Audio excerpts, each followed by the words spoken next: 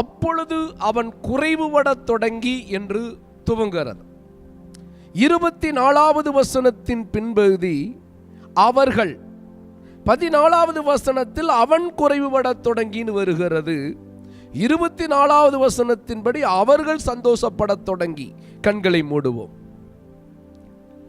அன்பின் பரலோகத்தின் பிதாவே, குமாரனாகிய இயேசுவின் நாமத்தில் உம்முடைய சமூகத்தில் வருகிறேன். நீர் எங்களோடு பேசும், எங்கள் கண்களை திறந்து விடும்படியாக செபிக்கிறோம். அப்பா, வேதத்தின் ஆழத்துக்குள் வழிநடத்தும்படியாய் செபிக்கிறோம். நீர் பேசும், நாங்கள் கேட்கிறோம். இயேசுவின் நாமத்தில் பிதாவே. அருமையான தேவனுடைய ஜனமே, இந்த சம்பவம் இளைய குமாரனுடைய வாழ்க்கையில் நடந்த ஒரு அற்புதங்களை குறித்து நாம் இங்கே தியானிக்கலாம். இங்கே 2 விதமான தொடக்கத்தை குறித்து பார்க்கிறோம். ஒன்று குறைவுபடத் தொடங்கி, இன்னொன்று சந்தோஷப்படத் தொடங்கி. ஒன்று குறைவின் தொடக்கம், இன்னொன்று நிறைவின் தொடக்கம். ஒன்று பாவத்தின் துவக்கம், இன்னொன்று பரிசுத்தத்தின் துவக்கம்.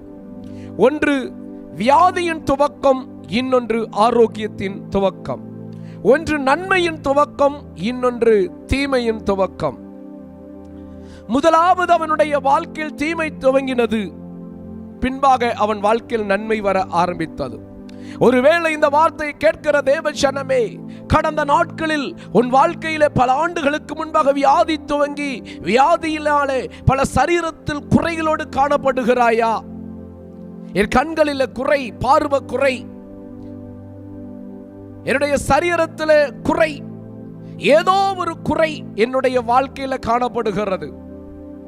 ஒருவேளை உங்களுடைய வாழ்க்கையில குறையோடு காணப்படுகிறீர்களா? சந்தோஷம் குறை, சமாதானத்திலே குறை காணப்படுகிறதே, வேலையிலே குறைவு, வருமானத்திலே குறைவு, ஏதோ ஒரு குறையோடு நீ வாழ்ந்து கொண்டிருக்கிறாய். என் குறைகள் மாறாதா? என்னுடைய வேதனைகள் மாறாதா என்று இந்த குறைகள் மாறும்படியாக இந்த நாள்ல வந்திருக்கிறாய் அல்லவா? என் ஆண்டவர் இயேசு இந்த 10வது மாதத்தில் அவர் உன்னோடு பேசுகிறார். உன்னுடைய வாழ்க்கையிலே நான் குறைகளை மாற்றுகிற நேரம் வந்துவிட்டது. உன்னுடைய வாழ்க்கையில் ஒரு புதிய துவக்கத்தை ஆண்டவர் தரப்போகிறார். நீ சந்தோஷத்தின் துவக்கம், ஆசீர்வாதத்தின் துவக்கம், வெற்றியின் துவக்கம், நல்வாழ்வின் துவக்கம் என்பதை என் ஆண்டவர் இன்றைக்கு உன்னோடு பேசுகிறார். புதிய மாதத்தில் வந்திருக்கிற உங்களுடைய வாழ்க்கையிலே ஒரு புதிய துவக்கத்தை ஆண்டவர் தருகிறார். இந்த நாளிலே உன் வாழ்க்கையில் ஒரு புதிய மாற்றத்தை ஆண்டவர் தரப்போகிறார். உன் சரீரத்தில் ஒரு மாற்றம், குடும்பத்தில் ஒரு மாற்றம், தொழிலில் ஒரு மாற்றம், ஊழியத்தில் ஒரு மாற்றம். உன்னுடைய வாழ்க்கையில் எந்த பகுதியில் ஒரு மாற்றத்தை எதிர்பார்த்து வந்திருக்கிறாயோ அந்த பகுதியிலே ஒரு மாற்றத்தை ஆண்டவர் தரப்போகிறார். என் தேவ ஜனமே, கர்த்தர் இன்றைக்கு உன்னோடு பேசுகிறார். உனக்காக இந்த வார்த்தைகளை தருகிறார். இங்க ஒரு தகப்பனை பார்க்கிறோம், 2 குமாரர்களை பார்க்கிறோம். இந்த சம்பவம் எல்லாருக்கும் தெரியும். எல்லாருக்கும் இந்த சம்பவம் தெரியும். இளைய குமாரனுடைய வாழ்க்கையில் நடந்த காரியங்கள். 2 மகன்கள் இருக்கிறார்கள். அதுல ஒருவன் நிறைவோடு இருக்கிறான், ஒருவனுக்கு மாத்திரம் குறைவு வந்தது. ஏன் குறைவு வந்தது? இந்த நாளில் ஆராய்ச்சி பண்ண போகிறோம். இந்த சம்பவத்திற்குள்ளாக நம்ம ஆழமாய் நாம் பார்க்க போகிறோம். இன்றைக்கு உங்கள் வாழ்க்கையில் ஏன் குறைவு வந்தது? உன் சரீரத்தில் இருக்கிற வியாதிக்கு காரணம் என்ன? துன்பத்திற்கு காரணம் என்ன? உன் வாழ்க்கையில வல்லமை குறைந்து விட்டதே, ஜெபம் குறைந்து விட்டதே, பரிசுத்தம் குறைந்து விட்டதே என்று குறைவோடு இந்த நாளில் இருக்கிற காரணத்தை ஆண்டவர் இன்றைக்கு சுட்டி காட்டவர் விரும்புகிறார். அது மாத்திரம் காட்டுகிற தேவன் மாத்திரமல்ல, உன் குறைகளை அவர் மாற்றுகிறவர், உன் பிரச்சனைகளை மாற்றுகிறவர், உன் கண்ணீரை மாற்றுகிறவர், உன் வேதனையை மாற்றுகிறவர், உன் அவமானத்தை மாற்றுகிறவர். இந்த நாளிலே உனக்கு ஒரு அற்புதத்தின் நாள் என்று ஆண்டவர் இயேசு இன்றைக்கு உன்னோடு பேசுகிறார். ஒருவேளை இன்றைக்கு குறைவோடு வந்திருக்கிறீர்களா? எந்த குறைகளோடு இருந்தாலும் சரி, என் ஆண்டவர் இயேசு அந்த குறையை மாற்ற போகிறார். உன் கண்களில் இருக்கிற குறை, உன் ஹார்ட்ல இருக்கிற குறை, உன் ரத்தத்துக்குள் இருக்கிற குறை, வயிற்றுக்குள் இருக்கிற குறை, குடும்பத்துக்குள் இருக்கிற குறை, கர்ப்பத்தில் இருக்கிற குறை, வேலையில் இருக்கிற குறை, வருமானத்தில் இருக்கிற குறை, என்ன குறை இருந்தாலும் சரி, அந்த குறையை கர்த்தர் மாற்ற போகிறார். உன் குறைகள் மாறுகிற நேரம் வந்து விட்டது. என் ஆண்டவர் இயேசு, என் தேவன் தம்முடைய மகிமையின் ஐஸ்வரியத்தின்படி உன் குறைகளை எல்லாம் நிறைவாக்குவார். ஒரு குறை அல்ல, உன் வாழ்க்கையில எல்லா குறைகளையும் நிறைவாக்க போகிறார். இந்த வார்த்தை கேட்கிற எல்லாருடைய குறைகளும் மாற்ற போகிறார். எல்லாருடைய குறைகளும் மாறப்போகிறது. ஒரு அற்புதம் நடக்க போகிறது. ஒரு அதிசயம் நடக்க போகிறது. ஒரு விடுதலை உனக்கு வருகிறது. ஒரு உயர்வு வருகிறது. ஒரு மேன்மை வருகிறது. ஒரு அற்புதம் நடக்கிறது என்று ஆண்டவர் இயேசு இன்றைக்கு உன்னோடு தனிப்பட்ட முறையில் அவர் உன்னோடு பேசுகிறார். கரங்களை தூக்கி ஒரு அல்லேலூயா சொல்லுவோமா? இங்கே ஒரு தகப்பனை பார்க்கலாம். 12வது வசனத்தை பார்க்கும் பொழுது அந்த இளையவன் கேட்கிறான், ஆஸ்தியில் எனக்கு வரவேண்டிய பங்கை எனக்கு தர வேண்டும் என்று அவன் கேட்கிறான். 12வது வசனத்தை, ஆஸ்தியில் இளையவன், அவர்கள் இளையவன் தகப்பனை நோக்கி, தகப்பனை, ஆஸ்தியில் எனக்கு வரும் பங்கை எனக்கு தர வேண்டும் என்றான். ஆஸ்தியில் பங்கை தர வேண்டும் என்றார். 17வது வசனத்தை நீங்கள் பார்க்கும் பொழுது கவனியுங்கள், என் தகப்பனுடைய கூலியக்காரர் எத்தனையோ பேருக்கு பூர்த்தியான சாப்பாடு இருக்கிறது. கூலிக்காரன், தகப்பன் வீட்டில் கூலிக்காரர்கள் நிறைய சர்வன்ட்ஸ் இருக்கிறாங்க. ஆஸ்தி வேணும்னு கேட்கிறான். தகப்பன் வீட்டில் நிறைய கூலிக்காரர்கள் இருக்க பார்க்கிறோம். இதிலிருந்து அந்த தகப்பன் எப்படிப்பட்ட தகப்பன்? நிறைய வீட்டுக்கு வேலைக்காரர் வச்சுன்னா அவர் ஆஸ்தி நிறைந்த தகப்பன், ஐஸ்வர்யம் உள்ள தகப்பன், ரொம்ப பணக்கார தகப்பன், பெரிய கோடீஸ்வரர் இந்த இளையகுமாரனுடைய தகப்பன். அப்படி ஆஸ்தி நிறைந்த தகப்பன், பெரிய கோடீஸ்வரரான தகப்பன் இருந்தும் ஏன் இவன் வாழ்க்கையில் குறைபட்டான்? அவனுக்கு ஆஸ்தி நிறைந்த ஒரு தகப்பன் இருக்கிறது போல இந்த வார்த்தையை கேட்கிற தேவ சனமே, உங்களுக்கும் எனக்கும் ஆஸ்தி நிறைந்த ஒரு தகப்பன் இருக்கிறார். அவர்தான் ஆண்டவர் இயேசு. எல்லாரும் கரங்களை தூக்கி ஒரு அல்லேலூயா சொல்லுவோமா? சங்கீதம் 89வது அதிகாரம் 26வது வசனத்தை பார்க்கும்போது, அவன் என்னை நோக்கி, நீர் என் பிதா என்று சொல். He shall cry to me, you are my father. நீர் என் பிதா என்று சொல்லணும். அப்ப அந்த பிதா நமக்கு இருக்கிறார். மத்தேயு 6:26 பார்க்கும் பொழுது, உங்கள் பரம பிதா என்று ஒரு வார்த்தை வருகிறார். சங்கீதம் 24வது அதிகாரம் 1வது வசனத்தை பார்க்கும் பொழுது, பூமியும் அதன் நிறைவும் உலகமும் அதிலுள்ள குடிகளும் கர்த்தருடையது. எல்லாமே கர்த்தருடையது. 2 கொரிந்தியர் 8வது அதிகாரம் 9வது வசனத்தை பார்க்கும்போது, அவர் ஐஸ்வர்யம் உள்ளவராய் இருந்தும், அந்த தகப்பன் ஐஸ்வர்யம் உள்ள தகப்பன் நம்முடைய ஆண்டவர் இயேசு. ஒரு அல்லேலூயா சொல்லுங்க. அந்த இளைய குமாரனுக்கு ஒரு தகப்பன் இருந்தார். அந்த தகப்பன் ஆஸ்தி நிறைந்தவர், பெரிய கோடீஸ்வரர். அதே போலதான் நமக்கும் ஒரு தகப்பன் இருக்கிறார். அவர் பெரிய ஆஸ்தி நிறைந்தவர். பூமிக்குரிய தகப்பனுக்கு குறிப்பிட்ட செல்லம் தான். வானத்தையும் பூமி உண்டாக்கினவருக்கோ பூமியும் அதன் நிறைவும் எல்லாமே கர்த்தருடையது. சரி, போகட்டும். ரோமர் 11:33 பார்க்கும் பொழுது, தேவனுடைய ஐஸ்வர்யம் இவ்வளவாக இருக்கிறது என்று அப்போஸ்தலனாகிய பவுல் சொல்லுகிறார். அப்படி ஆஸ்தி நிறைந்த ஒரு தகப்பன் இருக்கும் பொழுது இவனுடைய வாழ்க்கையில் நிறைவு நிறைவு நிறைவுதான். அப்புறம் ஏன் வாழ்க்கையில குறைவுபட்டது? அவனுக்கு மாத்திரம் அல்ல, நமக்கும் ஆஸ்தி நிறைந்த ஒரு தகப்பன் இயேசு இருக்கிறதுனா நம்முடைய வாழ்க்கையில குறைகள் வருவதற்கு வாய்ப்பே இல்லை. நாம் நிறைவோடு தான் இருக்க வேண்டும். எல்லா நன்மைகளால் நிறைந்திருக்க வேண்டும் என்று வேதம் சொல்லுகிறது. ஆசீர்வாதம், மேன்மை எல்லாம் இருக்கும். ஒருவேளை இந்த வார்த்தை கேட்கிற தேவ ஜனமே, உடைய வாழ்க்கையில சந்தோஷம் குறைந்து விட்டதா, சமாதானம் குறைந்து விட்டதா, பொருளாதாரம் குறைந்து விட்டதா? காரணம் என்ன? உன் வாழ்க்கைக்கு குறைவுக்கு காரணம் என்ன? எப்படி அந்த குறைவை கர்த்தர் மாற்ற போகிறார் என்பதனுடைய ஆழமான சத்தியத்தை கர்த்தர் தர போகிறார். உண்மைதான், நல்ல நிலையில் இருந்து, நல்ல ஜெப ஆவியில் இருந்து இப்ப ஜெபிக்க முடியவில்லை, நல்ல வசனத்தை அறிந்து கொண்டிருந்து சத்தியத்தை அறிய முடியவில்லை, சபைக்கு கரெக்டாய் போனேன் போக முடியவில்லை, என்னுடைய வாழ்க்கையில வேதம் வாசிக்க முடியலை, பரிசுத்தம் குறைந்திருக்கு, ஏதோ ஒரு குறையோடு நீ காணப்படுகிறாய். கர்த்தர் இன்றைக்கு சுட்டி காட்டுகிறார். இந்த குறைகள் மாற வேண்டும் என்று பல நாட்கள், பல வாரங்கள், பல வருடக்கணக்கில் கதறி கொண்டிருந்தாய் அல்லவா? அந்த மகனுடைய வாழ்க்கையில் 2 துவக்கம் இருந்தது. ஒன்று குறைவின் துவக்கம், இன்னொன்று நிறைவின் துவக்கம். அவருடைய வாழ்க்கையில் ஒரு புதிய துவக்கத்தை தந்தவர். இந்த வார்த்தை கேட்கிற உன்னுடைய வாழ்க்கையில் ஒரு புதிய துவக்கத்தை ஆண்டவர் தரப்போகிறபடியா கரங்களை தூக்கி ஒரு அல்லேலூயா சொல்லுங்க.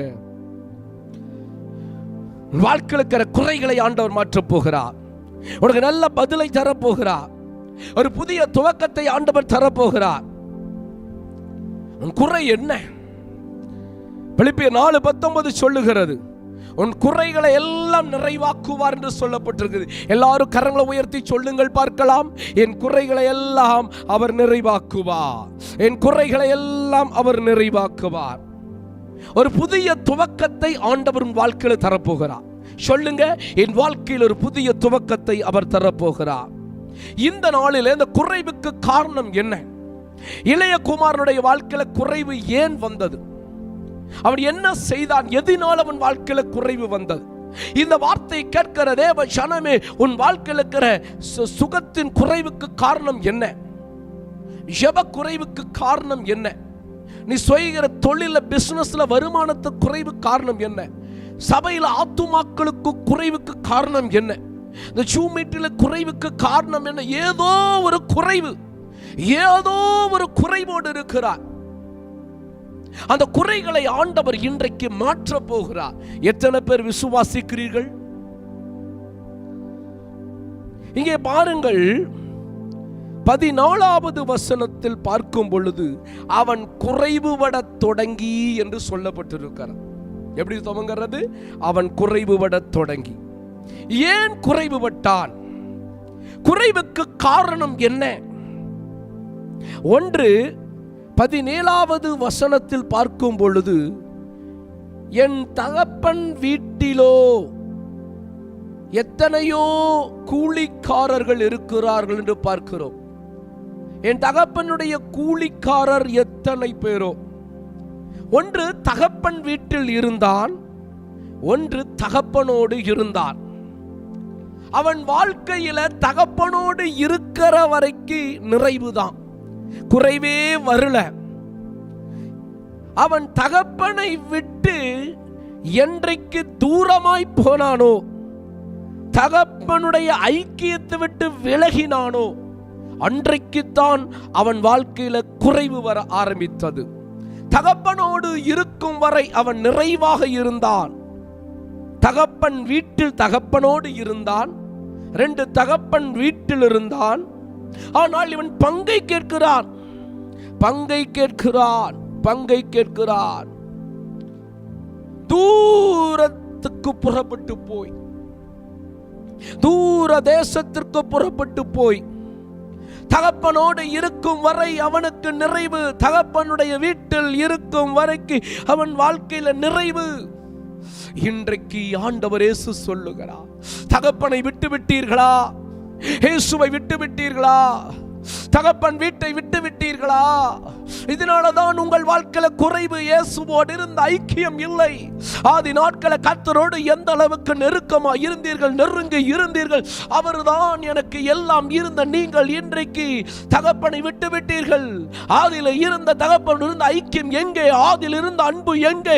ஆதியில் இருந்த பரிசுத்தம் எங்கே? ஆதியில் இருந்த வைராக்கியம் எங்கே? இன்றைக்கு தகப்பனோட ஐக்கியத்தை விட்டு விட்டாயே, அதனாலதான் உனக்கு குறைவு என்று கர்த்தர் சொல்லுகிறார். தகப்பன் வீட்டில இருக்கும் வரை குறைவு இல்லை. வீட்டை விட்டு போய்விட்டான். வீடு என்பது சபை. சபைதான் எனக்கு எல்லாம் என்று சொல்லி சபை சபை என்று ஓடினாயே, இன்றைக்கு சபைக்கு ஒழுங்காய் மாதத்திற்கு ஒரு முறை போகிறாய், வருடத்திற்கு ஒரு முறை போகிறாய். இன்றைக்கு சற்று யோசித்து பார். இந்த ஜனவரி மாதத்திலிருந்து இந்த அக்டோபர் மாதத்தில் வந்திருக்கிறாய். இந்த மாதம் வரை நீ சரியாக எல்லா வார ஆராதனைக்கு சென்றாயா? தகப்பனுடைய வீட்டை விட்டு விட்டாயே. தகப்பனுடைய வீடு என்பது the GRF ministry. இது உனக்கு ஒரு தகப்பன் வீடு. கர்த்தர் இந்த ஊழியத்தில், இந்த வீட்டில் கர்த்தர் உன்னை கொண்டு வந்திருக்கிறார். யாருமே சாமானியமாக இந்த GRF மினிஸ்ட்ரிக்குள்ள வர முடியாது என்றால் இது கர்த்தரால் அழைக்கப்பட்ட ஒரு ஊழியம், கர்த்தரால் கொடுக்கப்பட்ட ஒரு வீடு, தகப்பன் வீடு. இந்த வீட்டுக்குள் யாரெல்லாம் வருகிறார்களோ அவர்களெல்லாம் நிச்சயமாய் நிறைவோடு இருப்பார்கள். இன்றைக்கு கர்த்தர் இந்த செய்தியின் வாயிலாக உன்னோடு பேசுகிறார். தகப்பனுடைய வீட்டை விட்டு விட்டாயா? இந்த ஊழியத்தை விட்டு விட்டாயா? இந்த ஐக்கியத்தை விட்டு விட்டாயா?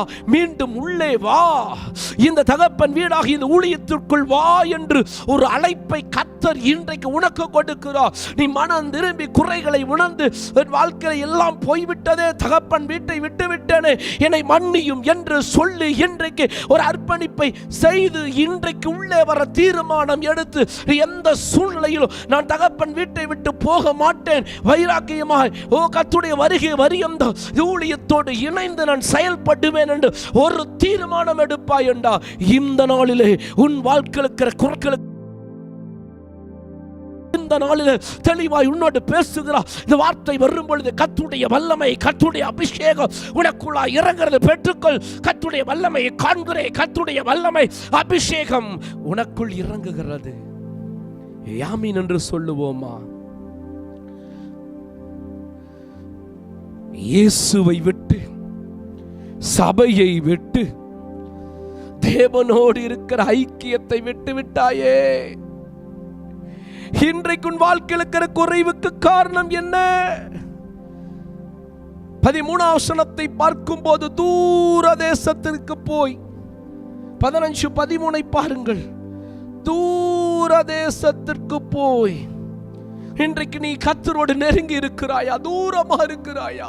பரிசுத்தத்தில் தூரமாக இருக்கிறாய், ஜெபத்தில் தூரமாக இருக்கிறாய். கர்த்தரோடு எந்த அளவுக்கு நீ ஐக்கியமாய், எந்த அளவுக்கு நெருக்கமாய் இருந்தாய், இன்றைக்கு அந்த நெருக்கம் இல்லை. இன்றைக்கு தகப்பனை விட்டு, தகப்பனோட ஐக்கியத்தை விட்டு, ஊழியத்தை விட்டு, சபையை விட்டு இன்றைக்கு தூரமாய் இருக்கிறாய் என்பதை ஆண்டவர் இன்றைக்கு சுட்டி காட்டுகிறார். உன்னோடு தனிப்பட்ட முறையில் அவர் பேசுகிறார்.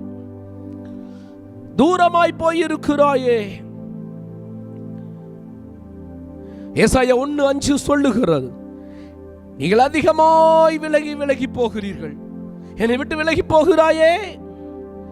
1:5 சில சாத்தானை பற்றி விலகி போய் பாவத்தோடு உலகத்தோடு தொடர்பாக இருக்கிறார்களே.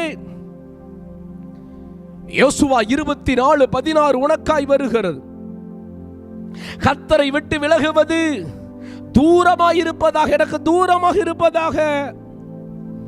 கர்த்தரை விட்டு விலகவே மாட்டேன், அது விலகிறது எனக்கு தூரம் யோசுவா சொன்னாரு. இன்றைக்கு நான் எந்த சூழ்நிலை கர்த்தரை விட்டு விலக மாட்டேன், ஜெபத்தை விட்டு விலக மாட்டேன், ஊழியத்தை விட்டு விலக மாட்டேன், சபை விட்டு விலக மாட்டேன் என்று எத்தனை பேர் இன்றைக்கு தீர்மானம் எடுக்கிறீர்கள்? 1 சாமுவேல் 12ஆம் அதிகாரம் 23ஆம் வசனத்தை பார்க்கும் பொழுது, நான் ஜெபிக்காதிருந்தால், நான் உங்களுக்காக ஜெபிக்காதிருப்பது தூரமாய் இருப்பதாக. நான் ஜெபிப்பேன் சாமுவேல் இங்க சொல்லுகிறார். உங்களுக்காக ஜெபிக்காம இருக்க தூரமா இருப்பதா? ஜெபிப்பேங்கிறார், சமீபமா ஜெபிப்பேங்கிறார். யோபு 21:16 பார்க்கும் பொழுது, துன்மார்க்கரின் ஆலோசனை எனக்கு தூரமா இருப்பதாக. நீ ஜெபிச்சு ஆலோசனை கேள், எந்த மனிதனிடத்தில் எந்த காரியத்தில் ஆலோசனை கேட்காதே.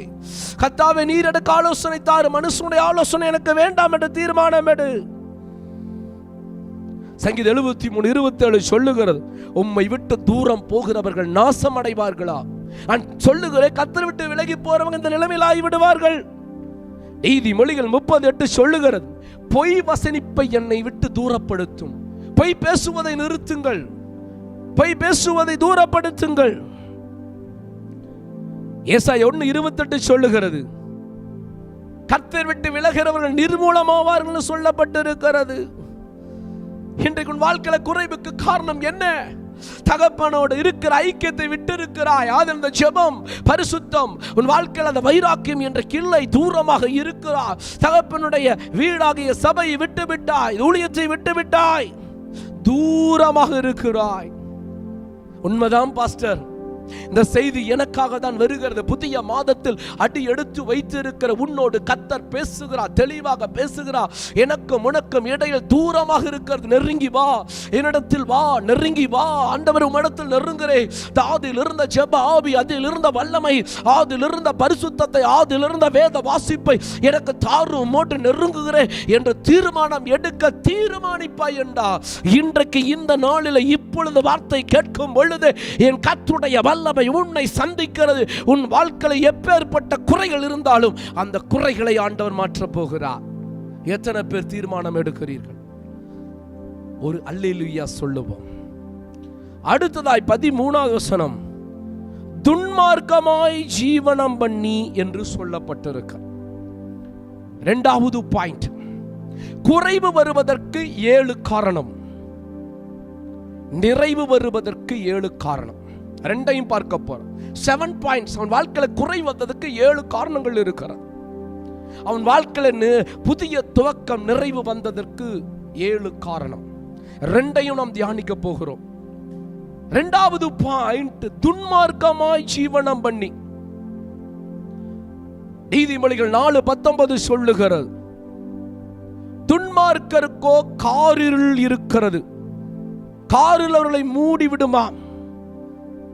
ஒருவேளை துன்மார்க்கமான ஏதோ ஒரு ஜீவி உன்னிடத்தில் காணப்படலாம். கர்த்தர் எச்சரிக்கிறார். ஓசியா 4:12, வேசித்தன ஆவி அவர்களை வழிதப்ப பண்ணிட்டுன்னு சொல்லப்பட்டிருக்கிறார். நீதிமொழிகள் 24:20, துன்மார்க்கனுக்கு நல்ல முடிவு இல்லை என்று சொல்லப்பட்டிருக்கிறது. வேதத்தை கை கொள்ளாதவர்கள் துன்மார்க்கர் என்று சொல்லப்பட்டிருக்கிறது. இதை கர்த்தர் சொல்லுகிறார். நீதிமொழிகள் 10:27, துன்மார்க்கருடைய வருஷங்கள் குறுகி போகும் என்று சொல்லப்பட்டிருக்கிறது. ஏதோ ஒரு துன்மார்க்கத்தனம், ஏதோ கர்த்தர் வெறுக்கிற ஒரு காரியம், துன்மார்க்கத்தனம் உன்னிடத்தில் இருக்கிறது. அதனாலதான் குறைவு. இவனோ தேவனை விட்டு தூரமாய் போனான், துன்மார்க்கமாய் ஜீவம் பண்ணினான். ஏதோ ஒரு பாவம், ஏதோ ஒரு அசுத்தம். கர்த்தர் சொல்லுகிறார், உண்மைதான், உண்மைதான் ஆண்டவரே, ஆண்டவரே உமக்கு பிரியம் இல்லாத ஏதோ ஒரு துன்மார்க்கமான காரியம் என்னிடத்தில் இருக்கிறது. நான் இன்றைக்கு மனம் திரும்புகிறேன், அந்த துன்மார்க்கத்தனத்தை விட்டு நான் மனம் திரும்புகிறேன் என்று எத்தனை பேர் தீர்மானம் எடுக்கிறீர்கள்? ஒரு அல்லேலூயா சொல்லுங்க. செகண்ட் பாயிண்ட், துன்மார்க்க ஜீவன். அதுதான் அவனுடைய வாழ்க்கையில குறைவை கொண்டு வந்தது. தகப்பனோடு இருக்கிற வரைக்கும் குறைவு இல்லை. தகப்பனை விட்டு தூரமாய் போகிறவர்கள் துன்மார்க்கமாய் போவார்கள். ஒரு மனிதன் இயேசுவுக்குள் இருக்கும் வரை பரிசுத்தமாய் இருப்பான், உண்மையாய் இருப்பான். கர்த்தரை விட்டு ஒரு மனுஷன் விலகி போகும் பொழுது உலகத்திற்குள்ளும் பாவத்திற்குள்ளும் துன்மார்க்க ஜீவியத்திற்குள் போவான். இன்றைக்கு எப்படிப்பட்ட நிலையில் இருக்கிறாய்? கர்த்தரோடு நெருங்கி இரு, கர்த்தரோடு ஐக்கியமாக இரு. மூன்றாவது காரியம், அவன் குறைவு வருவதற்கு காரணம், அடுத்த காரணம் 12வது வசனம், அவர்களில் இளையவன். எல்லாரும் சொல்லுங்க, இளையவன். இளையவனுக்குத்தான் குறைவு வந்தது. இளையவன் என்றால் வயதில் குறைந்தவன், அறிவில் குறைந்தவன், அனுபவத்தில் குறைந்தவன். இளையவனாக இருக்கிறதினால்தான் குறைவு வந்தது. இளையவன் என்றால் ஆவிக்குரிய ஜீவியத்தில் வளர்ச்சி இல்லாதவர்கள் இளையவர்கள். நீ எப்படி இருக்கிறாய்? நாம் வளரணும், இளையவர்களாக இருக்கக்கூடாது. 1 பேதுரு 2:3 சொல்லுகிறது, நாங்கள் வளரும்படி புதுதாய் பிறந்த குழந்தைகளைப் போல திருவசனம் இல்லாத, கலங்கம் இல்லாத ஞானப்பாலின் மேல் வாஞ்சையாயிருங்கள். 2 பேதுரு 3:18 சொல்லுகிறது, கிறிஸ்துவை அறிகிற அறிவில வளர வேண்டும் என்று சொல்லப்பட்டிருக்கிறது. எபேசியர் 4:11 கிறிஸ்துவின் நிறைவான வளர்ச்சிக்கு தக்கதாக பூரண புருஷராகும் வரை என்று சொல்லப்பட்டிருக்கிறார். நாம் கேட்கிற செய்தி, நாம் போகிற சபை நம்மை ஆவிக்குரிய ஜீவித்தில் வளர வைக்கக்கூடிய ஒரு சபையா இருக்கணும். ஒரு கூட்டம் என்ன நம்ம போறோம்னா ஏதோ சோதரம் ஏதோ ஒரு கதைகளை சொல்லி ஏதோ ஒரு காரியத்தை சொல்லி முடிப்பது, அது அப்படிப்பட்ட காரியங்கள் வளர்ச்சியை கொடுக்கூடாது. சத்தியம் என்றால் சத்தியத்துக்குள்ளாக ஜனங்களுக்கு நடத்த வேண்டும். ஒரு பிரசங்கம் எடுத்தால் அந்த பிரசங்கத்துக்குள்ளேயே போய் வெளியே வர வேண்டும். சொந்த கதை, சோக கதை, அந்த கதை, இந்த கதை எதுவும் சபைக்குள் வசனத்துக்குள் சொல்லக்கூடாது. வார்த்தைகளை மாத்திரம் பிரசங்கிக்க வேண்டும். அதன் உண்மையான ஊழியம். தேவன் இன்றைக்கு சொல்லுகிறார், நீ இளையவனாய் காணப்படுகிறாயா, நீ வளருகிறாயா, வளர்ந்த நிலையில் இருக்கிறாயா? அதற்காக தான் இந்த கூட்டத்தை கர்த்தர் ஏற்படுத்தி ஒவ்வொரு ஸ்தோத்திரம் நாளும் உனக்கு ஒரு வளர்ச்சியை கொடுக்கும்படி ஆண்டவர் உன்னை தேடி வந்திருக்கிறார். வளரணும், சத்தியத்துல வளரணும். நீ இளையவனா இருக்கிறதுனால உன் வாழ்க்கையில குறைவு. இப்படிப்பட்ட ஆழமான சத்தியங்களை நீ கேட்கணும். இந்த சத்தியங்கள் உன்னை வளர வைக்கும். வளரணும், ஜெபத்தில் நீ வளரணும், வேத வாசிப்புல வளரணும், ஆவிக்குரிய ஜீவித்துல வளரணும், ஆழமான சத்தியங்களை கேட்டு வளரணும். வசனங்கள் உன்னை கர்த்தருடைய வருகைக்கு ஆயத்தமாகணும். இந்த நாளில கர்த்தர் சொல்லுகிறார், இளையவனாக இருக்கிறதுனால தான் குறை. உண்மைதான், நான் ஜெபத்துல வளரல, வேத வாசிப்புல வளரல, ஆண்டவருடைய காரியங்களை வளரல, வார்த்தை அறிகையில வளரல. உண்மைதான், எனக்கு ஏனோ தான் காணப்படு என்று சொல்லி அமர்ந்திருக்கிற கர்த்தருடைய பிள்ளையே, உன்னை வளரச் செய்யும்படியாகத்தான் கர்த்தர் இந்த வார்த்தைகளை உனக்கு கொடுக்கிறார்.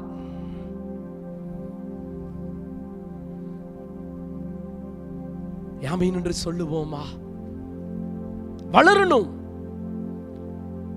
தாவீது நாளுக்கு நாள் விருத்தி அடைந்தான். நீ வாளாகாமல் தலையாவாய், கீழாகாமல் மேலாவாய். ஒரு வளர்ச்சி தேவை. இளையவனாய் இருக்கிறதுனாலதான் குறைவு. உன் வாழ்க்கையில குறைவுக்கு காரணம் நீ வளர்ச்சி இல்லை. எத்தனை வருட விசுவாசியாக இருந்தாலும் அதை பத்தி காரியங்கள் இல்லை. நீ வளருகிறாயா, வளர்ந்து இருக்கிறாயா? 10 வருடமா சபைக்கு போவாங்க, ஜெபம் பண்ண தெரியாது. வசனங்களை எடுத்து சோதனை எந்த அதிகாரம் சோதனை எடுத்து வாசி, ஏசாயா எடுத்து வாசி, நம்ம அந்த புதிய ஏற்பாட்டில் தொலாவிட்டு இருப்பாங்க. இந்த நிலையில் இருக்க கூடாது. வேத அட்டவணை தெரியும், ஆதியாகமத்திலிருந்து வெளிப்படுத்துற விசேஷம் வரை எல்லா அதிகாரங்களை வசனங்களை சொல்லும்போது டக்கு டக்குன்னு எடுத்து வாசிக்கணும். வசனத்துல வளரணும், வசனத்துல வளரணும். இளையவனா இருக்கிறதுனாலதான் குறைவு. இன்னைக்கு என்னை மன்னியும் ஆண்டவரே, ஆண்டவரே நான் வளரணும். இந்த நாளை அர்ப்பணிக்கிற ஜெபத்திலும் வேத வாசிப்பிலும் சத்தியத்திலும் பரிசுத்தத்திலும் எல்லாத்திலும் நான் இனி வளரும்படியாய் நான் என்னை ஒப்புக் கொடுக்கிறேன் என்று தீர்மானம் எடுப்பீர்கள், ஒரு அற்புதம் நடக்கும். எத்தனை பேர் விசுவாசிக்கிறீர்கள்? யாம் என்று சொல்லுங்க. 4th பாயிண்ட், 14வது வசனம். அவன் எல்லாவற்றையும் அவன் செலவு செய்த பின்பு, அவன் எல்லாத்தையும் செலவு செஞ்சானா, அதனாலதான் குறைவு வந்தது. எல்லாத்தையும், கொடிய பஞ்சம், கடன் பாரம், தரித்திரம். ஒருவேளை இந்த வார்த்தை கேட்கிற தேவ ஜனமே, பல ஆண்டுகளாய் தேவனை தேடுகிற உன் வாழ்க்கை இன்னும் கடனோடு இருக்கிறாயா? பஞ்சமா? வாங்குற சம்பளம் பத்துறது இல்ல, என் வாழ்க்கையில பொருளாதாரத்துல ஒரு முன்னேற்றம் இல்ல, பண விஷயத்துல ஒரு முன்னேற்றம் இல்ல, நம்ம பஞ்சம், கடனை அடைக்க முடியல, பல சூழ்நிலையில் நான் இருக்கேன்னு சொல்லுகிறாய். ஏன்? எல்லாவற்றையும் செலவு செய்தான். எல்லாவற்றையும் என்றால் தகப்பனுடைய பங்கையும் சேர்த்து செலவு செய்தான். எல்லாரும் சொல்லுங்க, தகப்பனுடைய பங்கையும் சேர்த்து செலவு செஞ்சதினாலதான் குறை. மல்கியா 3:8 சொல்லுகிறது,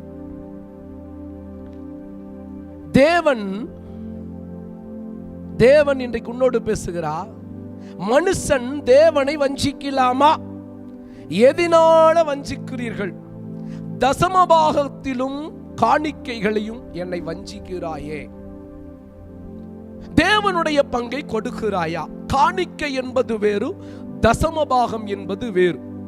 காணிக்கை என்பது விதை, தசமபாகம் என்பது தண்ணீர். நீ விதைத்து தண்ணீர் பாய்ச்சினாலதான் அறுவடையை காண முடியும். தேவ ஜனமே, தேவன் இன்றைக்கு உன்னோடு பேசுகிறார். நெகேமியா 10வது அதிகாரம் 38வது வசனத்தை பார்க்கும் பொழுது, 2 நாளாகமம் 3வது அதிகாரத்தில் பார்க்கும் பொழுது, 2 நாளாகமம் 3:8 பார்க்கும் பொழுது தன் பங்கை அவன் கொடுத்தார்னு சொல்லப்பட்டிருக்கிறார். 4வது வசனத்தை பார்க்கும் போது அங்க கட்டளை கொடுக்கிறார், தேவனுடைய பங்கை கொடுக்க சொல்லி, பாகத்தை கொடுக்க கட்டளை கொடுக்கிறார். 5வது வசனத்தில் பார்க்கும் பொழுது 2 நாளாகமம் 30 தசம பாகத்தை பரிபூர்ணமாய் வைத்தார்கள். 10வது வசனத்தை பார்க்கும் பொழுது இந்த தசம பாக காணிக்கையை கர்த்தருடைய ஆலயத்திற்கு கொண்டு வர தொடங்கின பொழுது நாங்கள் சாப்பிட்டு ஒன்று திருப்தியா இருந்தோம், 2 மிச்சமும் இருக்கிறது, 3வது அம்பாரம் மீந்திருக்கிறது. இன்றைக்கு கர்த்தர் சொல்லுகிறார், அவர்கள் 12வது வசனத்தில் உண்மையா எடுத்து வைத்தார்கள் என்று சொல்லப்பட்டு இருக்கிறது. என் வாழ்க்கையில ஏன் குறை, பண விஷயத்துல ஏன் நீ முன்னேறலினா, ஆண்டவருடைய பங்கை நீ கொடுப்பதில்லை. ஏதோ சபைக்கு போகிறாய், காணிக்கை போட்டு வந்துறாய், ஆனால் தசம பாகத்தில் உண்மையா இருக்கிறாயா? ஆண்டவருடைய பங்கை உண்மையாய் கொடுக்கிறாயா? உன் வருமானத்துல 10ல் 1 ஆண்டவருக்கு கொடுக்கிறாயா? இயேசுவை ஆராதிக்கிறவர்கள், உண்மையாய் கர்த்தருக்கு கொடுக்கிறவர்கள் கண்டிப்பா ஏழையா இருக்க முடியாது. என்னைக்கு இயேசுவை ஏற்றுக்கொண்டாயா அன்றைக்கு நீ பணக்காரனாக தான் இருக்க முடியும். ஐஸ்வர்யவான்கள் பரலோகத்துக்கு போக முடியும், ஐஸ்வர்யத்தின் மேல் நம்பிக்கை வைத்தவர்கள் போக முடியாது. எவ்வளவு பண டன் கணக்கில் எவ்வளவு இருந்தாலும் பரலோகம் போகலாம், ஆனா பணத்தின் மீது நம்பிக்கை வைத்து விட்டால் நீ பரலோகம் போக முடியாது. ஏன் என்று சொல்லுங்க பாருங்க, ஒரு உதாரணத்தை சொல்றேன். ஒரு கோழி ஒருத்தர் வளர்த்திட்டு இருந்தார். அந்த கோழி 10 முட்டை வைத்ததாம். 10 முட்டை வைத்ததுக்கு பின்பாக அவர் சொல்லுகிறார், 10ஐயும் பொறித்தால் இந்த 10ல் 1 தசம பாகத்தை நான் உமக்கு செலுத்துவேன் என்று அவர் ஒரு தீர்மானம் எடுத்தார். நல்ல விசுவாசி, சபைக்கு போற விசுவாசி. 10 கொஞ்சம் பொறிச்சிருச்சு, ஒரே சந்தோஷம், ஹல்லேலூயா, நன்றி ஆண்டவரே என்று சொன்னாராம். இந்த 10 கோழி குஞ்சையுல ஒரு குஞ்சு ஆண்டவருக்கு கொடுக்கலான்னு நினைச்சிட்டு இருக்கும் போது திடீர்னு ஒரு பருந்து வந்து ஒரு கோழி குஞ்ச அப்படியே எடுத்துட்டு போயிடுச்சு. சபைக்கு கொடுக்கலான் இருந்த கோழி இப்படி எடுத்துட்டு போச்சு. இவர் என்ன நினைக்கிறார், சொல்றாரு, ஆண்டவரே கர்த்தாவே, உமக்கு உரியதை பருந்தை அனுப்பி நீர் கொண்டு போனதுக்காய் நன்றினாராம். எனக்கு களவு போனது, திருவிட்டு போனதெல்லாம் ஆண்டவருக்குரியதா? ஹலோ, நல்லா கவனிங்க. இந்த நிலையில் இருக்க கூடாது. இன்னொரு விசுவாசி இருந்தாராம் சபையில. ஊழியக்காரர்ட்ட வந்து ஜெபம் பண்ணாரா, பாஸ்டர் எனக்கு ஒரு நல்ல வேலை கிடைச்சதுன்னா நான் தசம பாகத்துல உண்மையா இருப்பேன், 10ல் 1 கொடுப்பேன் அப்படின்னு தீர்மானம் எடுத்தாராம். ஜெபம் பண்ணாரா. அவருக்கு வந்து அது மாசத்துல ஒரு 10,000 ரூபாய் அவருக்கு சேலரி கிடைச்சது. 1000 ரூபாய் தசம பாகம் கொண்டு வந்து கொடுத்தாரா. 10ல் 1 தைத். 20,000 ஆச்சு, 2,000 கொடுத்தாரு. 30,000 சம்பளம் ஆச்சு, 3,000 கொடுத்தார். அவருக்கு 40,000 சம்பளம் ஆச்சு, 4,000 ரூபாய் கொடுத்துட்டார். 50,000 சம்பளம் ஆச்சு, 5,000 ரூபாய் ஆண்டவருக்குரியதை கொடுத்துட்டார். திடீரென்று அடுத்த மாசம் ஒரு 6-7 மாசத்துல வரல. பாஸ்டர் அதை பத்தி கேர் பண்ணல, ஜெபம் பண்ணிட்டே இருந்தார்.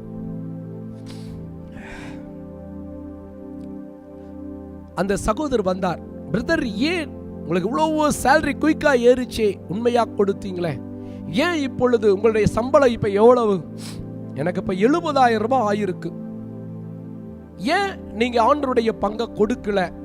அவர் சொன்னார், பாஸ்டர் 10,000 கொடுக்கும் போது நான் 1,000 ரூபாய் கொடுத்துட்டேன், 20,000 சம்பளம் போது 2,000 கொடுத்துட்டேன், 50,000 சம்பளம் வரும்போது 5,000 கொடுத்துட்டேன், 70,000 ஆயிருச்சு, 7,000 ரூபாய் கொடுக்கணுமா? எனக்குள்ள ஒரு அங்கலாப்பு ஆயிருச்சு, இவ்வளவு கொடுக்கணுமா? பாஸ்டர் சரி வாங்க நம்ம ஜெபம் பண்ணலாம். சரி நீங்க நீ தசம கொடுக்க வேண்டாம், நம்ம ஜெபம். அப்படியா பாஸ்டர், வாங்க ஜெபம் பண்ணலாம்டா. பாஸ்டர் ஜெபம் பண்ணாரா? சரி பிரதர், இப்ப ஜெபிக்கிற 2 பேரும் சேர்ந்து ஜெபம் பண்ண போறோம்.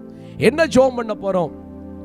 சரி, இப்போ நீங்க முதல்ல சபைக்குள்ள வந்து நீங்க இப்போ ஜெபிக்கும் பொழுது எனக்கு ஒரு நல்ல வேலையை தாங்க ஆண்டவரே அப்படின்னு சொல்லி ஜெபம் பண்ணவெல்லாம் வேலை யார் தந்தார்? கர்த்தர் தான் தந்தார். ஆம், சரி. இப்போ நீ தசம பாகம் தர வேண்டியதில்லை. ஏன்னா இனி உங்களுக்காக நம்ம 2 பேரும் சேர்ந்து ஜெபம் பண்ணுவோம். என்ன ஜெபம்? ஆண்டவரே, நீர் வேலையை கொடுத்தீர், நான் உண்மையா கொடுத்தேன். இப்பொழுது எனக்கு மனதில் கொடுக்கிறதுக்கு ஒரு சரியான ஒரு காரியம் வருவதில்லை. எனவே இந்த வேலையை நீர் எடுத்துக்கொள்ளும் வேலை எனக்கு வேண்டாம். ஜெபம் பண்ணலாமான்னு கேட்டாராம். வேலையை எடுத்துக்குங்க ஆண்டவரே. வேலை இல்லாத இந்த மனிதனுக்கு கர்த்தர் வேலையை கொடுத்தார். 50,000 அளவுக்கு கொடுத்து ஆண்டவருக்கு உண்மையா இருந்த மனிதன் இப்பொழுது செபிக்கலாம் என்று சொன்னவுடன், அப்பொழுது ஐயா ஏசப்பா என மன்னியும், வேலை நீதான் கொடுத்தி, எவ்வளவு லட்சங்கள் வந்தாலும் நான் உண்மையாக இருப்பேன் என்று கண்ணீரோடு ஆண்டவருக்கு அர்ப்பணித்தாராம். இந்த நாள் இந்த வார்த்தை கேட்கிற தேவ ஜனமே, இந்த இளையவனுடைய வாழ்க்கையில் ஏன் குறைவு வந்தது தெரியுமா? அவன் எல்லாவற்றையும் செலவு செஞ்சதனால் தான் குறைவு வந்தது. உன் வாழ்க்கையில் ஏன் குறைவு? கர்த்தருடைய பங்கில் உண்மையாய் கர்த்தருக்கு கொடுத்தாய், ஊழியத்திற்கு என்று வருமானத்தில் ஒரு பகுதியை கொடுத்தாய், கொடுப்பதை நிறுத்தி விட்டாய், அதனாலதான் குறைவு என்பதை ஆண்டவர் இன்றைக்கு சுட்டி காட்டுகிறார். எத்தனை பேர் தீர்மானம் எடுக்க போகிறீர்கள்? ஆண்டவரே, உமக்குரியதை நான் உமக்கு செலுத்துவேன். உங்களுடைய பேங்க் அக்கவுண்ட் நிரம்பணுமா? ஒரு ரகசியத்தை சொல்லுகிறேன். நீதிமொழிகள் 3வது அதிகாரம் 9-10 பார்க்கும் பொழுது, உன் பொருளின் எல்லா விளைவின் முதல் பலனாலும் கத்தரைக்கான முதல் பலன் என்பது தைத். அப்பொழுது உன் களஞ்சியம் என்பது பேங்க் அக்கவுண்ட், அப்பொழுது நிரம்பும். உன் ஆலைகளில் திராட்சரசம், ஆலைகள் என்பது தொழில் வருமானம் புரண்டோடும் என்று கர்த்தர் சொல்லுகிறார். தீர்மானம் எடு. கர்த்தர் உன்னோடு தான் பேசுகிறார். ஆண்டவருக்குரியதை நான் செலுத்துவேன், ஆண்டவருக்கென்று கொடுப்பேன், ஊழியத்திற்கென்று கொடுப்பேன். ஒரு தீர்மானம் எடுப்பாய் என்றால் நிச்சயமாக உன் வாழ்க்கையில குறைகள் மாறும். எத்தனை பேர் தீர்மானம் எடுக்கிறீர்கள்? ஒரு அல்லேலூயா சொல்லுவோமா? அநேகர் மக்கள் அப்படித்தான். இது இளையருடைய வாழ்க்கையில குறைவு வந்ததுக்கு காரணம் இதுதான். சரி, அடுத்த ரகசியத்துக்குள்ள போவோம். 5th பாயிண்ட், 15வது அதிகாரம் 15வது வசனம். தேசத்து குடிகளில் ஒருவனிடத்தில் ஒட்டி கொண்டான். தேசத்து குடிகளில் இன்றைக்கு இவன் தகப்பனோடு ஐக்கியமாக இருந்தவன் துன்மார்க்கரோடு போய் ஒட்டி கொள்ளுகிறான். 2 கொரிந்தியர் 6:14-17 வரை இருளுக்கும் ஒளிக்கும் வித்தியாசம் இல்லை. இருளுக்கும் ஒளிக்கும் ஒரு ஐக்கியம், இருளோடு ஐக்கியம். இன்றைக்கு துன்மார்க்கரோட ஐக்கியம், ரட்சிக்கப்படாத ஐக்கியம். இருளான உலகத்தில் ரட்சிக்கப்படாத மக்கள் மத்தியில தான் இருக்கிறோம், பழகுறோம், பேசுறோம். ஆனா அவர்களோட ஐக்கியம் வைக்க கூடாது. யோவான் 8:34 சொல்லுகிறது, பாவம் செய்கிற எவனும் பாவத்திற்கு அடிமையா இருக்கிறான். தீத்து 2:3 அடிமையா இராதே. தீத்து 3:5 பார்க்கும் பொழுது அடிமை, பாவத்திற்கு அடிமை, குடிக்கு அடிமை, சிற்றின்புக்கு அடிமை, ஆன்ஸுக்கு அடிமை, வெத்தலைபாக்கு அடிமை, சினிமாவுக்கு அடிமை, சிற்றின்பத்திற்கு அடிமை, ஏதோ சீரியல் நாடகத்துக்கு அடிமையாக இருக்கிறாயா? துன்மார்க்கிற மனிதனோடு தேவை இல்லாதோடு ஐக்கியமா இருக்கிறாயா? ஹில் சைடில் போனீங்கன்னா அட்டைப்பூச்சி இருக்கும். அட்டைப்பூச்சி ஒட்டிடுச்சுன்னா உள்ள பிளட்டை பூரா உறிஞ்சு எடுத்துரும். பாவம் என்கிற அட்டை ஒரு மனிதனுக்குள் ஒடுங்கி விட்டா உள்ள இருக்கிற பரிசுத்தம், ஜெபம், வேத வாசிப்பு, அபிஷேகம், வல்லமை, ஆசீர்வாதம் எல்லாத்தையும் உறிஞ்சு எடுத்துரும். வேண்டாம். துன்மார்க்கோட ஐக்கியம் வேண்டாம், பாவ மனிதனோட ஐக்கியம் வேண்டாம். அதை விட்டு பிரிந்து வெளியே வா. இவன் துன்மார்க்கரோட ஒட்டி கொண்டதினாலதான் அவன் வாழ்க்கையில எல்லாத்தையும் இழந்தா. குறை வந்தது காரணம். யாரோட ஐக்கியம் இருக்கிறா? என்ன காரியத்தோடு இருக்கிறா? வேண்டாம். பாவ மனிதனோடு, பாவம் செய்யறோட ஐக்கியம் வேண்டாம். அதை விட்டு பிரிந்து வெளியே வா. விக்கிரங்களுக்கும் தேவனுடைய ஆலயத்துக்கு சம்பந்தம் ஏது? அவிசுவாசிகளோடு விசுவாசிக்கு பங்கு ஏது? இருளோடு வெளிச்சத்துக்கு ஐக்கியம் ஏது? துன்மார்க்கருடைய ஐக்கியம் எனக்கு வேண்டாம். என்னோடு பேசி இருக்கிறீர், என மன்னியும் ஆண்டவர் என்று சொல்லி எத்தனை பேர் ஒப்புக் கொடுக்கிறீர்கள்? அடுத்த ரகசியம், 6வது ரகசியம் 15 பன்றி மேய்த்தான் என்று சொல்லப்பட்டிருக்கிறது. எத்தனையோ நல்ல வேலை இருக்கிறது.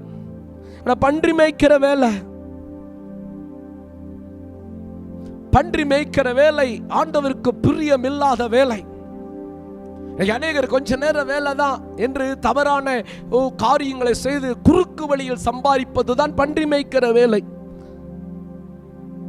இதை கர்த்தர் உன்னோடு பேசுகிறார். குறுக்கு வழியில சம்பாதிக்கலாம், ஏதோ ஒரு விதத்துல சம்பாதிக்கலாம். குறுக்கு வழியில் சம்பாதிக்காததான் பன்றி மேய்க்கிற வேலை. கர்த்தர் எச்சரிக்கிறார். பன்று மேய்த்ததனாலதான் குறைவு வந்தது. குறுக்கு வழியில சம்பாதிக்க தீர்மானம் எடுத்து ஏதோ ஒரு விதத்துல நீ தீர்மானம் எடுத்து செஞ்சு கொண்டிருந்தா இன்றைக்கு மனம் திரும்பி வெளியே வா. அடுத்த ரகசியம், துன்மார்க்கரோடு ஒட்டி கொண்டார். பாவ மனிதர்களோடு, பாவத்தோடு, தேவை இல்லாதோடு, ரட்சிக்கப்படாதோடு ஒட்டி இருக்காத, பிரிந்து வெளியே வா. அவர் நடுவில் இந்த பிரிந்த அசுத்தமானதை தொடாது என்று கர்த்தர் சொல்லுகிறார். 7th பாயிண்ட், 16வது வசனம். பன்றி தின்கிற தவிட்டினால் தன் வயிற்றை நிரப்ப ஆசையாயிருந்தான். பன்றி தின்கிற தவிடு, சிற்றின்ப சந்தோஷம், சிகரெட், பீடி, ட்ரிங்க், சோதரம், வெற்றிலை, ஏதோ ஒரு உலக பிரகாரமான பாவத்தை காட்டுகிறது. உன் வாழ்க்கையில ஏதோ ஆண்டவர் வெறுக்கிற பாவம், சிற்றின்பங்கள் உன் வாழ்க்கையில இருக்கிறது. கர்த்தர் சொல்லுகிறார், பன்றி தின்கிற தவிடு, ஆண்டவருக்கு பிரியமில்லாத காரியத்தை செய்து கொண்டிருக்கிறாய். வெளியே நல்ல விசுவாசி, அந்நிய பாஷை பேசுகிறார், மறைவா ஏதோ ஒரு பாவத்தை செய்து கொண்டிருக்கிறாய். கர்த்தர் இன்றைக்கு உன்னோடு பேசுகிறார். மனம் திரும்ப வெளியே வா. வசனத்தை எல்லா கூட்டத்திற்கு வருகிறாய், கர்த்தரை தேடுகிறாய், ஆனா பாவம் உனக்குள் இருக்கிறதே. மனம் திரும்பு, இந்த பாவத்தை விடு, எச்சரிக்கிறார்.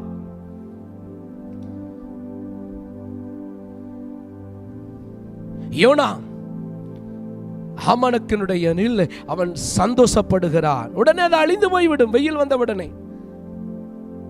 யோபு 20 நாள் மாயக்காரர் சந்தோஷம் ஒரு நிமிஷம் மாத்திரமே. நீதிமொழிகள் 28:19 வீணரை பின்பற்றுகிறவன் வறுமையால் நிறைந்திருப்பான்.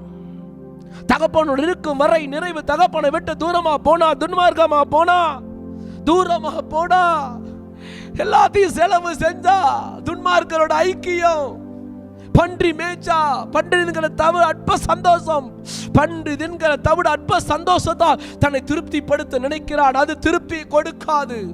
உன் வாழ்க்கையில குறைவுக்கு காரணம் 7 காரணம். தகப்பனோடு இருக்கிறாயா, சபையில் இருக்கிறாயா, ஊழியத்தில் இருக்கிறாயா, தகப்பனை விட்டு தூரமா இருக்கிறாயா, துன்மார்க்கமாய் ஜீவனம் பண்ணுகிறாயா, தகப்பனுடைய பங்கை சேர்த்து செலவு செய்திருக்கிறாயா, துன்மார்க்கரோட ஐக்கியமா, பன்றி மேய்த்து கொண்டிருக்கிறாயா, பன்றி தின்கிற தவிட்டினால் அல்ப சந்தோஷத்தை நாடிக்கொண்டிருக்கிறாயா?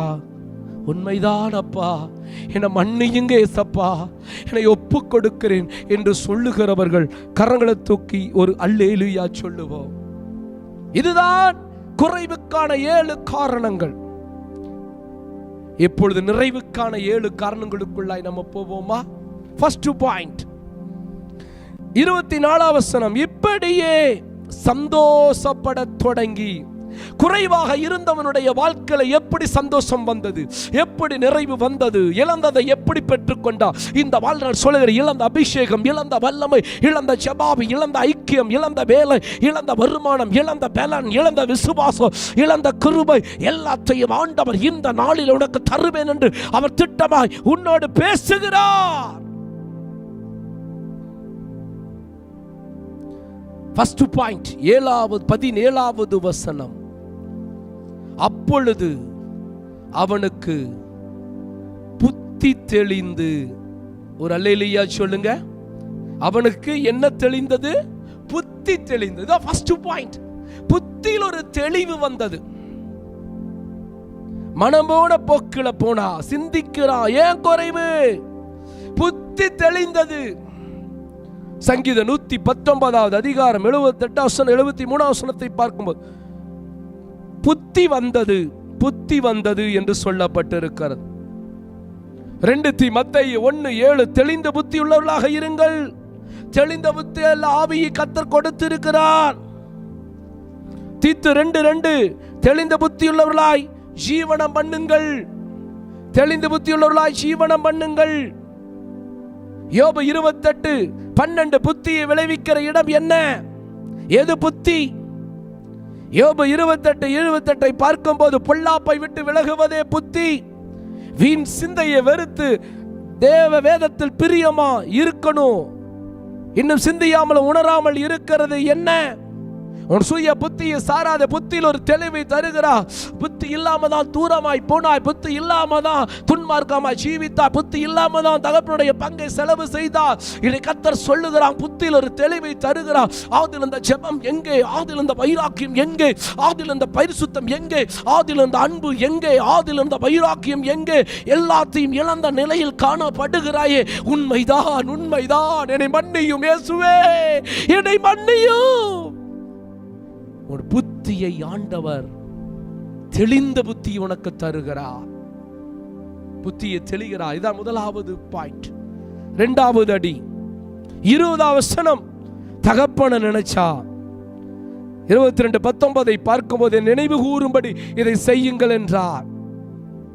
தகப்பனன் இப்படி வச்சாரே, ஏசனை நல்லா பரிசுத்தமா வச்சிருந்தாரே, ஆரோக்கியமா வச்சிருந்தாரே, நான் நல்ல நிலையில் இருந்தேனே, செல்வாக்கா இருந்தேனே, எல்லாம் போய்விட்டதே. என் வாழ்க்கையில ஏசப்பா எனக்கு எவ்வளவு நன்மைகளை, எவ்வளவு உயர்வை, எவ்வளவு ஆரோக்கியத்தை, எவ்வளவு பலனை தந்தார்.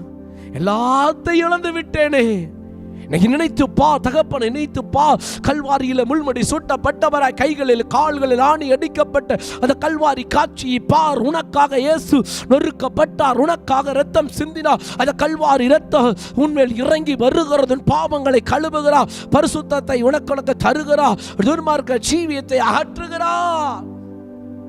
தகப்பனை நினைத்து பார். உனக்காக ஜீவனை கொடுத்தாரே, உனக்காக ரத்தத்தை கொடுத்தாரே, தன்னுடைய சரீரம் முழுவதை கொடுத்தாரே, தன் பலனை முழுவதுக்கு கொடுத்தாரே. அவரை நினை. தேர்ட் பாயிண்ட் 17வது வசனம். தகப்பன் வீட்டை நினைத்தார். என் தகப்பன் வீட்டிலோ, தகப்பன் வீட்டிலோ நிறைய வேலைக்காரர்கள். தகப்பன் வீட்டிலோ நிறைய வேலை. தகப்பன் வீட்டை நினைக்கிறான். சங்கீதம் 137:1. சீயோனை நினைத்து, சீயோனை நினைத்து, வீட்டை நினை, சபை நினை, இந்த ஊழியத்தை நினை, GRF மினிஸ்ட்ரி நினை, நினைத்துக்கொள், நினை, நினைத்து பார். இங்க இந்த ஊழியத்திற்கு வந்ததுக்கு பின்பாக கர்த்தர் எவ்வளவு உயர்வை தந்திருக்கிறார், எவ்வளவு மேன்மை தந்திருக்கிறார், எவ்வளவு ஆசீர்வாதத்தை தந்திருக்கிறார். நினைத்து பார்க்காமல் அநேகர் ஓடிவிட்டார்களே.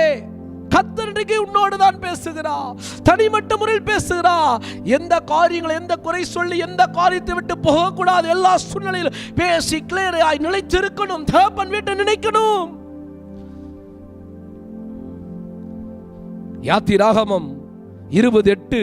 பரிசுத்த நாளை அனுசரியுங்கள். வீட்டை நினை, சபைக்கு நினைக்கணும். ஞாயிற்றுக்கிழமை ஆராதனைக்கு தான் முக்கியத்துவம் கொடுக்கணும். சபைக்கு போகணும், தகப்பன் வீட்டை நினைக்கணும். சபைக்கு போய் நீ போன சபையில் எவ்வளவு நன்மைகளை கர்த்தர் தந்திருக்கிறா நினைத்து இரு. சபைக்கு போ, ஞானஸ்தானம் எடுத்திருக்க, திருவிருந்து தவறாம எடுக்கணும். அடுத்தது 4th பாயிண்ட்.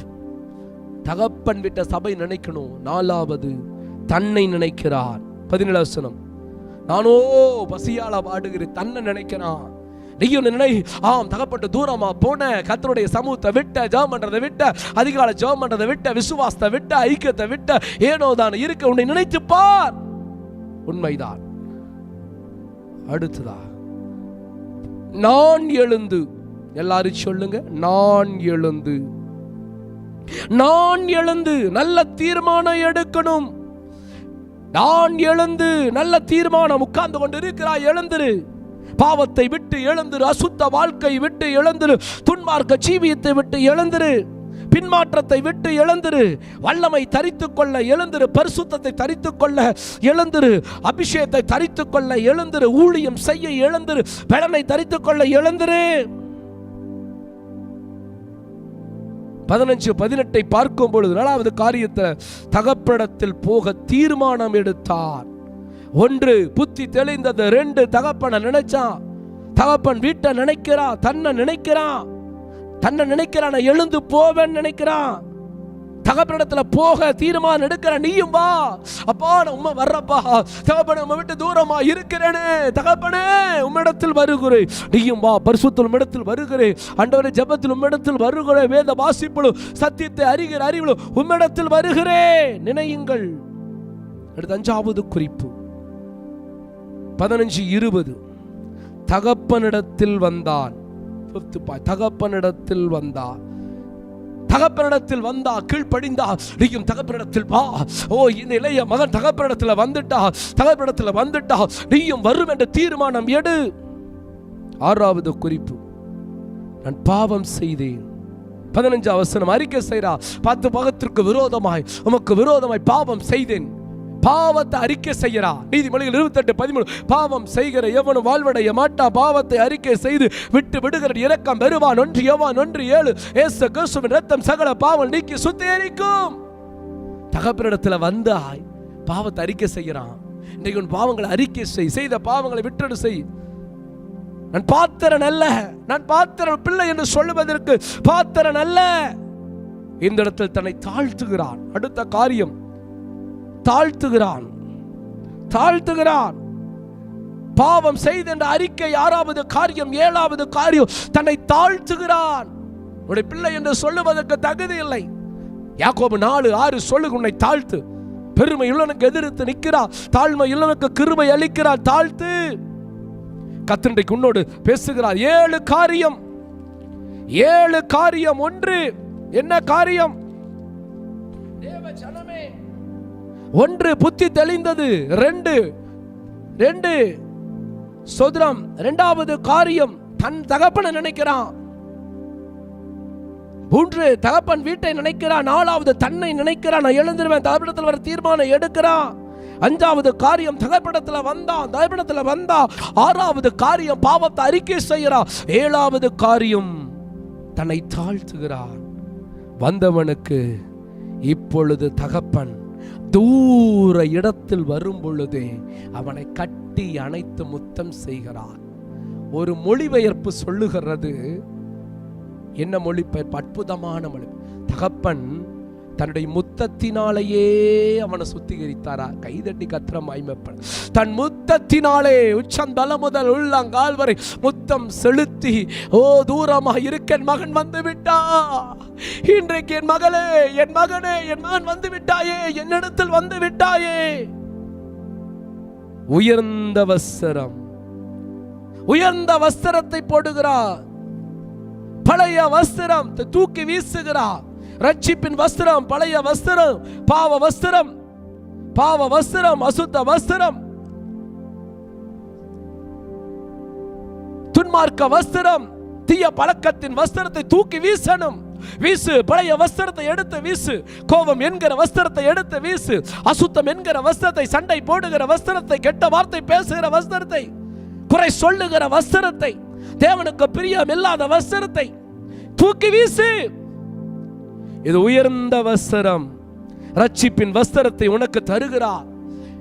துதியின் வஸ்திரத்தை தருகிறார். நீதியின் சால்வையை தருகிறார். வெண் வஸ்திரத்தை தருகிறார். பரிசுத்த வாழ்க்கை தருகிறார். பாவ வாழ்க்கை எடுத்து புதிய வாழ்க்கை, ரட்சிப்பின் வஸ்திரம் ஆகிய புதிய வாழ்க்கை, புதிய ஜீவியத்தை தருகிறார். அதுதான் வஸ்திரம். கைக்கு மோதிரம். மோதிரம் என்பது அதிகாரம்.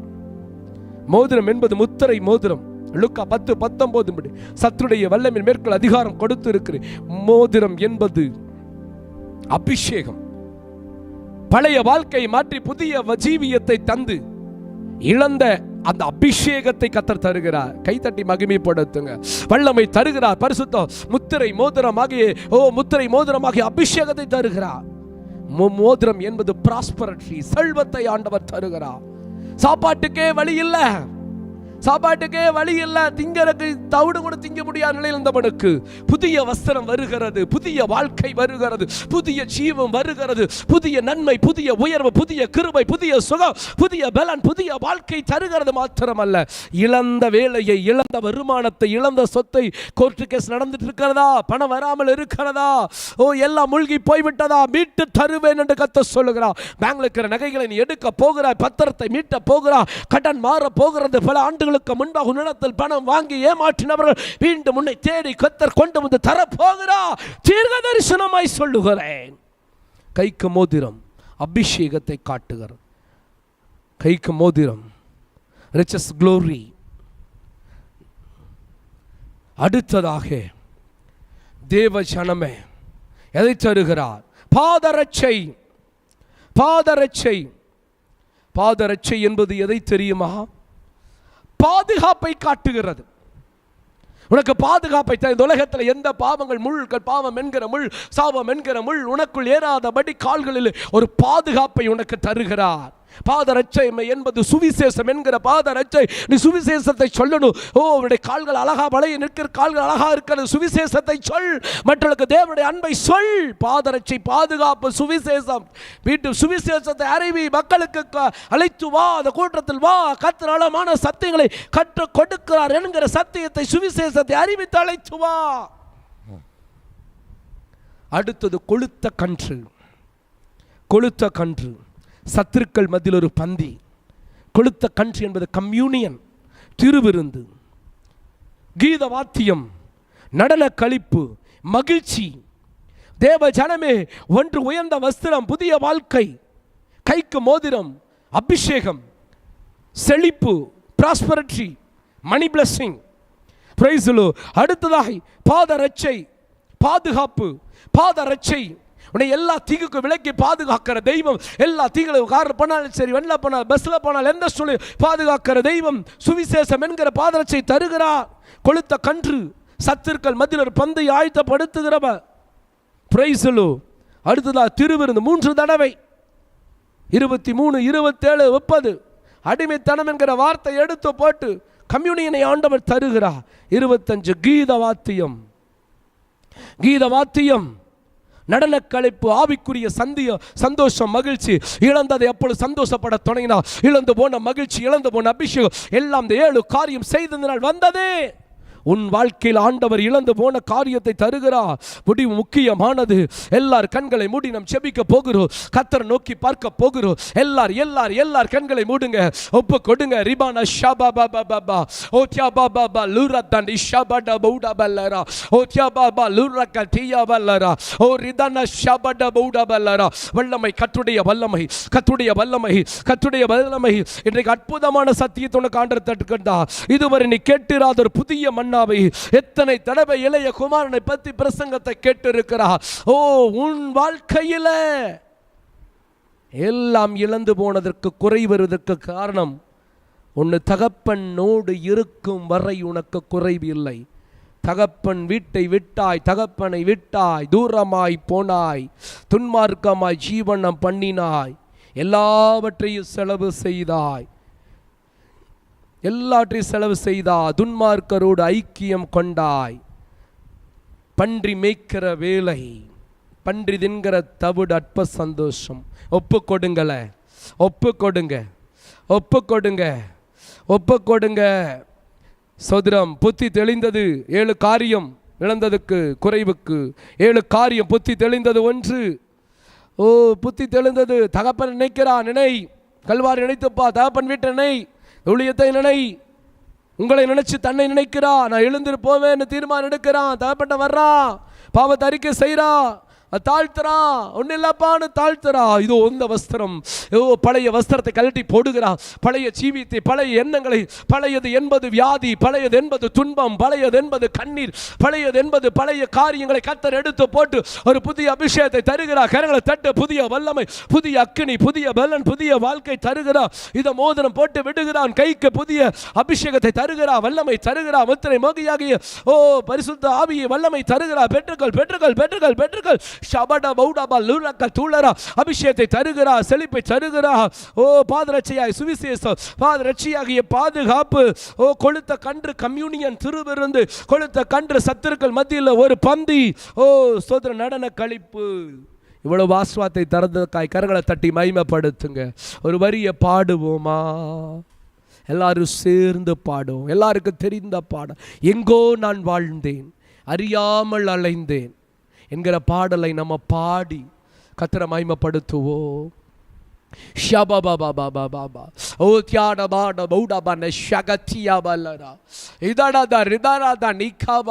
வல்லமை, வல்லமை பெற்றுக்கொள்ளுங்க, பெற்றுக்கொள்ளுங்க, பெற்றுக்கொள்ளுங்க, பெற்றுக்கொள்ளுங்க.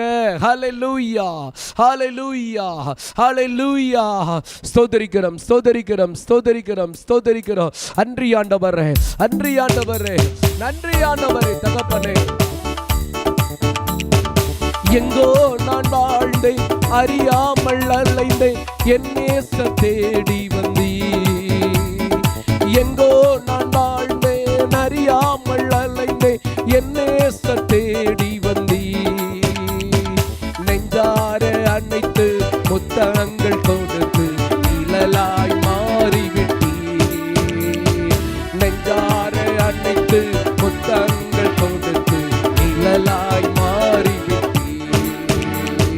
நன்றி உமக்கு நன்றி ஐயா, நன்றி உமக்கு நன்றி. எங்கள் அப்பா பிதாவே, அன்பான தேவா, அருமை இரட்சகரே, ஆவியானவரே. எங்கள் அப்பா பிதாவே, அன்பான தேவா, அருமை இரட்சகரே, ஆவியானவரே. வல்லமை தேவை தேவா, வல்லமை தாரும் தேவா,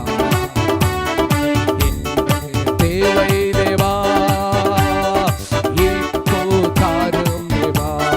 பொழிந்திடும் வல்லமை, உன்னதத்தின் வல்லமை, ஆவியின் வல்லமை, அக்கினியின் வல்லமை. பொழிந்திடும் வல்லமை, உன்னதத்தின் வல்லமை, ஆவியின் வல்லமை, அக்கினியின் வல்லமை. ஷபபபபபா ஓ ஜபலபோடமணி கபபபபலுரகத்துலரா. இழந்து போன அபிஷேகம், இழந்து போன ஐக்கியம், இழந்து போன கிருபை கத்த தருகிறா, சுகத்தை தருகிறா. வல்லமை ஒவ்வொரு மீது வல்லமை. கட்டுக்கல்லுங்க, கரங்களை தட்டி அந்நிய பாஷை பேசுங்க. ஜபபபபபா ஜபான பௌடபான ஷபட பௌடபா லுரகத்துலரா. புதிய வல்லமை, புதிய வல்லமை, புதிய அபிஷேகம், புதிய அக்கினி. இழந்து போன சுகம், இழந்து போன பலன். இதோ தகப்பன் கரை நீட்டி, என் மகனே, என் மகளே, வருத்தப்பட்டு பாரம் சுமந்திருக்கிற நீ எண்ணத்தில் வா, நான் உனக்கு இளைப்பால் தருகிறேன். இது இழந்து போன சுகம் உனக்கு வருகிறது. இழந்து போன பரிசுத்தம், இழந்து போன ஜபாப், இழந்து போன கீழ்ப்படிதல், இழந்து போன விசுவாசம், இழந்து போன வேலை, இழந்து போன வருமானம், எல்லாத்தையும் ஆண்டவர் சந்தோஷப்பட தொடங்கி இந்த புதிய மாதத்தில் ஒரு புதிய துவக்கம். இதுவரை வாழ்க்கையில் புதிய துவக்கம் துவங்காமல் இருந்ததல்லவா, இது இயேசுவே வந்து புதிய துவக்கத்தை உனக்கு தந்ததுக்காக நன்றி செலுத்துகிறோம். ஏசப்பா உமக்கு நன்றி. வல்லமை, வல்லமை, ஷபபபபா ஓ ஷபபா லுரகத்துலரா. புதிய வல்லமை, புதிய வல்லமை, புதிய வல்லமை. இயேசுவின் நாமத்தில் கண்கள் திறக்க